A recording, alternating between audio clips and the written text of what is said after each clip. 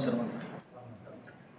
इंग्रज सरकार चालवताना फार गोष्टी लिहून ठेवायचे आणि त्यांच्या पुढच्या कलेक्टरला पुढच्या साहेबाला सांगून जायचे की हा जिल्हा हा प्रदेश कसा आहे, इथे काय आहे.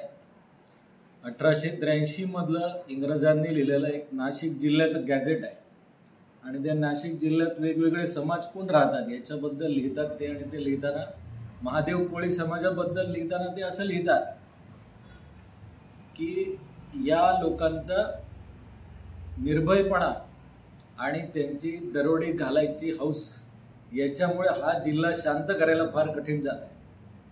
आता इंग्रज जेव्हा एखाद्याला दरोडे घालणारे म्हणतो तेव्हा आपण समजून घ्यायचं की तो आपल्या स्वराज्यासाठी लढत होता, ज्याला इंग्रजांनी दरोडेखोर म्हटलं. आणि त्याच्या पुढे त्या गॅजेटमध्ये असं लिहिलंय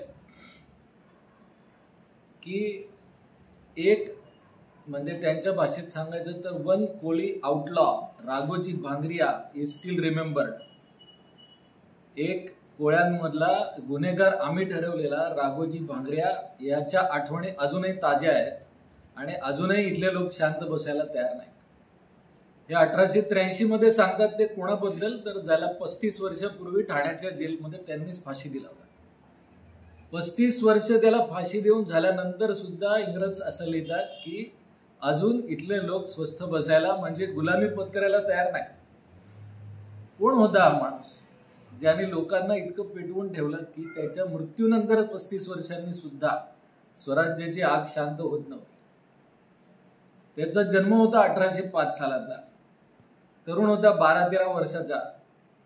तेव्हा 1818 साली इंग्रजांचं हिंदवी स्वराज्याच्या मोठ्या सैन्याशी एक मोठं युद्ध झालं आणि त्यात स्वराज्याच्या फौजेचा म्हणजे पेशवे सेनापती असलेल्या एका फौजेचा पराभव झाला आणि सगळ्या देशात असं पसरलं की आता मराठे हरले म्हणजे एक जात हरली नाही तर इथल्या स्वराज्यासाठी लढणारे सगळे हरले असं सगळ्या देशात सगळीकडे त्याच्यातून बातमी पसरायला लागली. 1818 सालानंतर तेव्हा हा मुलगा 13-14 वर्षाचा असेल. त्याचे वडील रामजी भांगरे हे स्वराज्याच्या सैन्यात होते. मोठमोठे सरदार इंग्रजांना शरण जायला लागले तेव्हा इंग्रज यांच्यापर्यंत सुद्धा पोहोचले आणि स्वराज्यातला एक सुभेदार एक किल्लेदार निवडून इंग्रज प्रयत्न करत होते की याला आता आपल्या ताब्यात ठेवायचा, आपल्या बाजूने ठेवायचा. म्हणून रामजी भांगरेंना त्यांनी दिली राजूरची सुभेदारी की तू त्यांच्या फौजेत ज्या दर्जाला होतास त्याच्या वरच्या दर्जाला तुला ठेवतो पण आमची चाकरी करायची. ते रामजी भांगरेंना काही महिन्यात कर्मेना झालं की ही आपण कोणाची चाकरी करतो, हे परके आहेत, आपला देश लुटतायत, आपल्या जमिनी लुटतायत, आपली शेती लुटतायत, आपण काय यांची चाकरी करायची. आणि त्यांच्यासारखंच वेळ लागलेला रतनगडचा किल्लेदार गोविंदराव खाडे होता. या दोघांनी जोड बांधली आणि इंग्रजांविरोधात पुन्हा भगवा झेंडा उभारला. यांनी थोडी बंडाळी उभारली तोपर्यंत इंग्रजांनी मोठं सैन्य आणून या दोघांचा पराभव केला. रामजी भांगरेंना पकडलं आणि त्यांना पकडून इथेच कुठे ठेवलं तर पुन्हा याचे लोक येऊन याला सोडवून नेतील म्हणून खूप लांब अंदमानला काळ्या पाण्याच्या सजेवर पाठवून दिलं. तेव्हा लोकांनी अंदमान शब्द सुद्धा ऐकला नसेल आणि तिथे जन्मठेपेच्या सजेवर गेला म्हणजे आता आपला बाप आपल्याला परत दिसत नाही हे त्या 14-15 वर्षाच्या राघोजीला कळलं. पण तो हट्टाकट्टा होता. नुसता हट्टाकट्टा नव्हता तर तलवार भाला चालवण्यात पटाईत होता, कुस्ती खेळण्यात पटाईत होता, दणदणीत मोठ्या चांगल्या हाडापेराचा मजबूत गडी होता. इंग्रजांनी लक्षात घेतलं की हा पोरगा सुद्धा भारी पडू शकतो. त्यामुळे इंग्रजांनी त्याला पण नोकरी दिली की जरी तुझ्या भासला आम्ही पकडून पाठवला असला जेलात तरी तुला आम्ही चांगला पगार देतो, तुला सुखात ठेवतो, तू आमची चाकरी कर. आणि त्याला नोकरी दिली, त्याला ठेवलं. त्याच्यानंतर त्याला सुद्धा हे काही जमेना. आता वाघच असेल आणि त्याच्या गळ्यात कुत्र्याचा पट्टा बांधलायचा म्हणलं कधीपर्यंत वाघ चालवून घेईल. तसं या सह्याद्रीच्या वाघाने तो गळ्यातला पट्टा काढून फेकला. त्याला एका प्रसंगाची गाठ पडली. एक पोलीस अंमलदार होता अमृतराव भट, त्याच्याशी याचं भांडण झालं. आणि भांडण कशावरून झालं तर शेतकऱ्यांकडून चारा वसुलण्यावरून झालं. इंग्रजांनी त्यावेळेला जमीन मालकीची पद्धत बदलून टाकली, नवा कायदा आणला. तोपर्यंतचा कायदा असा होता की स्वराज्यामध्ये जेव्हा शेतसारा शेतकरी द्यायचा तेव्हा पूर्ण गावाचा सारा एकत्र करून दिला जायचा. मग एखाद्याचं उत्पन्न कमी आलं असेल तर त्याला बाकीचं गाव सांभाळून द्यायचं. इंग्रजांनी ती पद्धत मोडली आणि जमीनदार तयार केला. जमीनदारानं जमिनीचं मालक बनवलं आणि शेतकऱ्याला कुळ बनवलं. आणि जमीनदाराला असं सांगितलं की एवढ्या एकरातून एवढा पैसा दरवर्षी आणून द्यायचाच, त्याच्यावर तुझी जमीनदारी टिकणार. त्यामुळे ज्यांनी ज्यांनी जमीनदारी मिळवली ते इंग्रजांचे बगलबच्चे झाले आणि आपल्याच लोकांवर अन्याय करायला लागले. त्यांची साथ देतो म्हणून त्या पोलीस अंमलदारावर हा राघोजी खवळला. हा राघोजी खवळला मी असं म्हणतोय म्हणजे तेव्हा 18-19 वर्षाचं वय होतं. अंगात जबरदस्त रग होती आणि तो अंमलदार ऐकत नाही म्हटल्यावर राघोजीने एका हाताने त्याचा गळा दाबून धरला. बाजूचे 3-4 पोलीस शिपाई राघोजींच्या अंगाला झोंबायला लागले, त्याचा हात सोडवायचा प्रयत्न करायला लागले. कोणाचा हात सुटेना त्याच्यात. हातात अशी ताकद होती की त्या अंमलदाराचा जीव घेतला एका हाताने, बाकीच्या पोलिसांना हासडून फेकून दिले. त्या पोलीस ठाण्यात ज्या काही बंदुकी दारुगोळ्या होत्या ते आणि 2 घोडे घेऊन राघोजी तिकडून पळाले. त्या दिवशी जो राघोजी तिथून सुटला त्याच्यानंतर पुन्हा त्यांनी गुलामीचा जोखड गळ्यातला पट्टा घेतला नाही. तिथून तडक राघोजी देवगावला आपल्या गावी आईच्या भेटीला गेला. आईला जाऊन भेटला, आईच्या पाया पडला, आईचे आशीर्वाद घेतले. आईला तेव्हाच पोराच्या डोळ्यात तीच मशाला दिसायला लागली होती जी पोराच्या बापाच्या डोळ्यात असायची. त्या आईने एकदा म्हणजे कुंकू घालवलं होतं की नवरा निघून गेला तो परत कधी दिसणार नाही, आणि आता पोरगा सुद्धा म्हणतो की मी तेच निखारे हातात घेऊन निघाल. एखाद्या आईने थांबवलं असतं, सांगितलं असतं की अरे हे आहे, नोकरी पगार बिगार मिळतो, गप घरी राहा, आपला संसार आपण चालवू, कशाला लोकांची चिंता करतो. पण त्या शूर आईने असं म्हटलं नाही. तिने त्याला आशीर्वाद दिला. तिने त्याला म्हटलं की तो भीमाशंकरचा महादेव आपल्या पाठीशी आहे, कोणाला ब्यायचा, जा तू तुझ्या वाट्याला. तो आईचा आशीर्वाद घेऊन निघाला. त्यावेळेला गावातले आणखी 2 त्याचे साथीदार, एक रामा आणि एक देवजी, हे दोघं सुद्धा आपलं घरदार संसार टाकून निघाले. कल्पना करून बघा की त्यांची घरं असतील, त्यांची पोरं बाळं आई वडील असतील, आणि असं वेड्यासारखं घोडे बंदुकी घेऊन कोणाशी लढायचं, तर एवढ्या प्रचंड इंग्रज सरकारशी, इंग्रजांच्या फौजीशी लढायचं की ज्यांच्या पुढे मोठमोठे राज्य शरण आले. छत्रपतींच्या फौजीने ज्यांच्या पुढे हत्यारं खाली टाकली, तह केला, छत्रपतींची गादी ज्यांनी खाली करून घेतली, छत्रपतींचं छत्रपतीत्व छत्र काढून घेतलं, इतक्या प्रचंड मोठ्या फौज असलेल्या इंग्रजांबरोबर लढायचं असं हा म्हणतो. आणि त्याच्या वेळात त्याच्याबरोबर हे आणखी 2 वीर दौडत निघाले. हे तिथून जंगलात राहायला लागले. लोकांमध्ये गावागावात फिरून लोकांना गोळा करायला लागले. त्यांच्यासारखे त्यांना गावोगावी अनेक तरुण भेटायला लागले की ज्यांच्या मनात गुलामी सलत होती. त्या तरुण पोरांना त्यांनी हाताशी धरलं आणि काय ठरवलं पहिलं, तर जे सावकार, जे जमीनदार आपल्या लोकांची पोटं लुटून, पोटं कापून, जीव घेऊन इंग्रजांच्या तिजोऱ्या भरतात, पहिले त्यांना कापू. आणि त्यांनी गावागावातले असे शोधून काढून त्यांना लुटायला सुरुवात केली. ज्या गावांमधून शेतकरी किंवा जमीनदार पैशाच्या रूपात इंग्रजांचा कर भरत नसत, त्यांचं सगळं पीक जप्त केलं जायचं. जमीनदार उचलून न्यायचा आणि जमीनदाराला इंग्रजांचे पोलीस मदत करायचे. आणि त्याची धान्याची कोठारा असायची गावागावांमध्ये की जिकडे धान्य भरून ठेवलेलं आहे. म्हणजे आपल्या काय घरातल्या 2-4 कणग्यांमध्ये असेल नसेल, पण अशा शेकडो हजारो कणग्या भरतील इतकं धान्य इंग्रजांच्या कोठारांमध्ये भरलेलं असायचं. आणि शेतकऱ्याच्या घरामध्ये 2 वेळची भाकरी नाही व्हायची. राघोजींच्या फौजेने ती कोठारं लुटायला सुरुवात केली. कोठारं लुटायची, धान्य शेतकऱ्यांच्यात वाटून द्यायचं. आपण पिकवलेलं आपल्या घरात येतंय म्हणून शेतकऱ्यांची पोरं राघोजींच्या सैन्यात सहभागी व्हायला. त्यांना कसला पगार मिळणार होता, त्यांना कसली नोकरीची गॅरंटी होती, कधीतरी जीव जाणार याची गॅरंटी होती. राघोजींच्या बरोबर चालणाऱ्या सैन्याला हे पण कळलं होतं, कोणाला माहित नव्हतं असं नाही, की राघोजींनी घर सोडल्यानंतर राघोजींच्या घरी इंग्रजांचे देशी चाकर आले, पोलीस आले, अंमलदार आले आणि राघोजींच्या आईचा छळ केला. इतका छळ करून सुद्धा म्हाताऱ्यांनी एका शब्दाने सांगितलं नाही की पोरगा कुठे आहे. तिचा छळ केला, त्याच्यानंतर तिचा जीव गेला.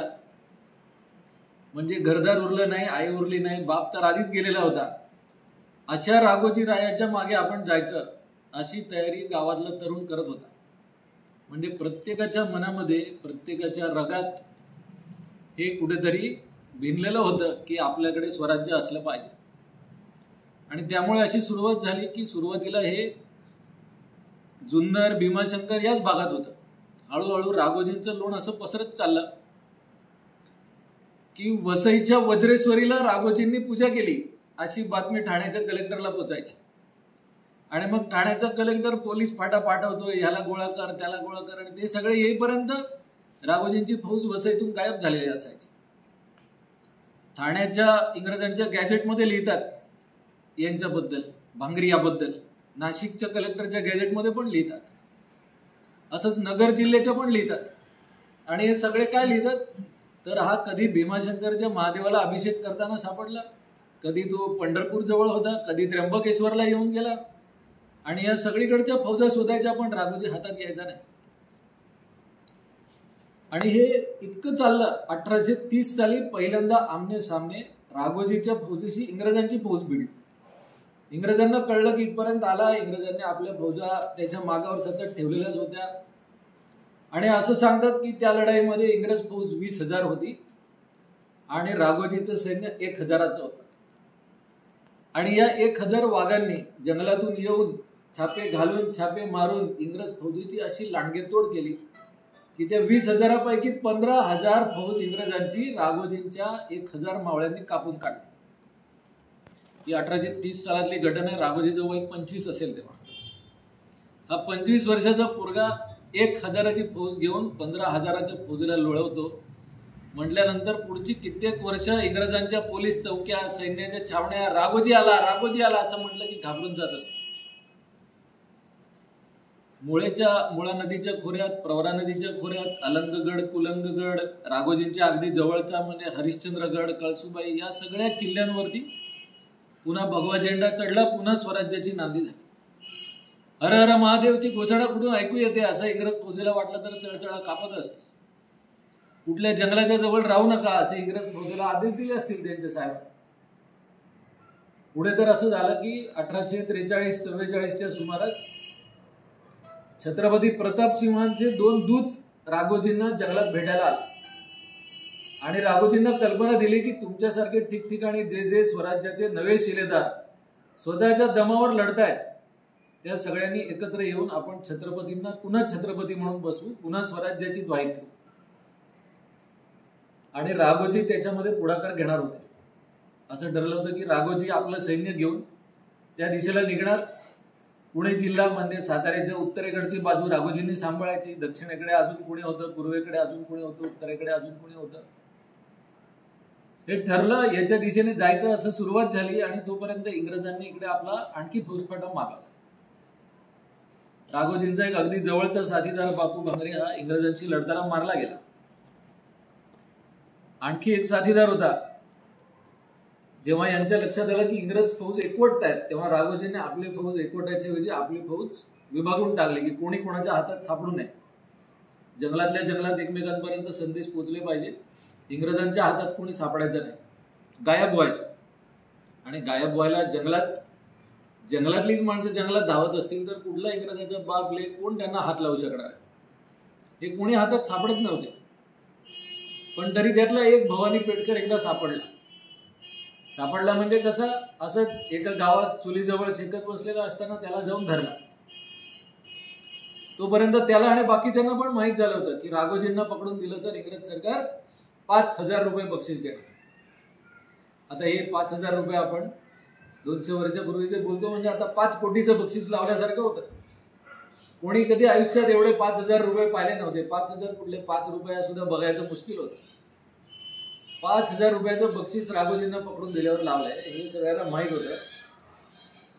भवानीला जेव्हा पकडला पोलिसांनी तेव्हा पकडल्यानंतर तो पहिलं काय म्हणाला, चला मी तुम्हाला राघोजी दाखवतो. हे मागे जे धावत आले होते पोलीस ते खुश झाले. थोडं बक्षिसातले 4 पैसे आपल्याही खिशात जातील त्याच्या मागे निघाले सगळे. तो काय सरसर जंगलातून गेला. त्याच्या मागून धावता धावता भंगलेला फक्त आणि यांनी त्यांना सरळ नाही फिरवलं, उंच उंच डोंगरावर घेऊन गेला. इतके उंचावर चढवले, घाम पुसत भंगत कसे बसे तिथपर्यंत पोहोचले. आणि हे तिथे धापा टाकतायत तेव्हा एका कड्याच्या टोकावर जाऊन मग हा भवानी माघारी वळला आणि एकदम हसायला लागला त्यांच्याकडे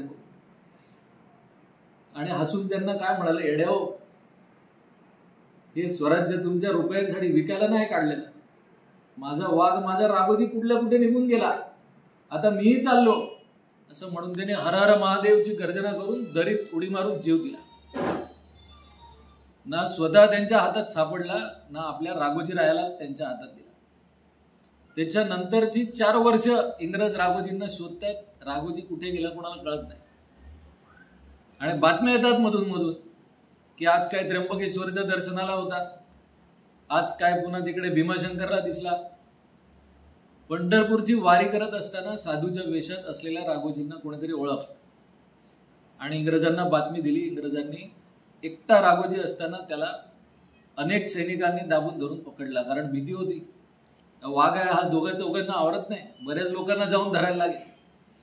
पण धरला आणि धरल्यानंतर ताबडतोब त्यांना तिथून ठाण्याच्या जेलात नेला. पंढरपूर कुठे, ठाणे कुठे, हे आता तर आपले ट्रेन आणि हायवेने बराबर जातो आपण, तेव्हा किती दिवस लागत असतील त्या प्रवासात. तिथल्याच कोर्टात तिथल्याच जेलात न्यायची हिंमत नाही झाली, कारण आता आपल्या हातात हा आला. न जाणो याच्या आजूबाजूला आणखी 400-500 वाघ दबलेले असतील, ते आपल्यावर कुठेतरी हल्ला करतील वाटेत, त्याच्या आत याला घेऊन चला. म्हणून ठाण्याच्या तुरुंगात घेऊन गेले आणि ठाण्याच्या कोर्टात 1848च्या मे महिन्यात राघोजींना फाशी दिली. फाशी द्यायच्या आधी इंग्रजांची पद्धत होती की केस चालवायची, कोर्ट भरवायचं. सगळंच खोटं. कोर्ट पण त्यांचं, वकील पण त्यांचे, पोलीस पण त्यांचे, निकाल पण त्यांचा ठरलेलाच, पण त्याच्या आधी कोर्ट भरवायचं. त्या कोर्टात राघोजींना कोणी वकील मिळणार नव्हता. कुठल्या वकिलाची हिंमत होती अशी केस घ्यायची. राघोजी त्या कोर्टात स्वतःच गरजले. हे कसलं कोर्ट आणि कसला कायदा, आम्ही या जमिनीचे मूळ राजे आणि इथलं आमचं राज्य आहे, आम्ही तुमच्या कोर्टाला भीक घालत नाही, असं कोर्टातच त्यांनी सांगितलं.